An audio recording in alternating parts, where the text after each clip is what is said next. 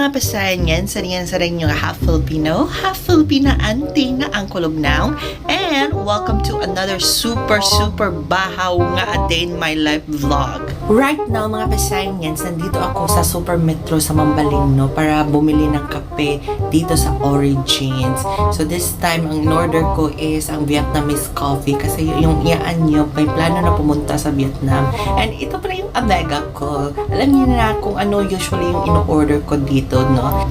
Actually, ang main reason kung bakit talaga ako nandito mga Pasayanyans is malilibang ako ngayon. Kasi yung CR sa tinutuluyan ko ngayon is nagguba siya. So, inaayos pa siya. And then, yes, finally, lumabas na siya. Ere lang ng ere. Pagkatapos kong malibang, bumisita ako sa aming luna. Chine-check kung kumusta na siya at marami-rami na rin ang nagtukod ng kanilang mga bahay. Kailangan na talaga namin magpatukod ng aming septic tank at saka CR namin kasi ang hirap talaga pag walang CR. Ay, kung saan-saan ka nalilibang.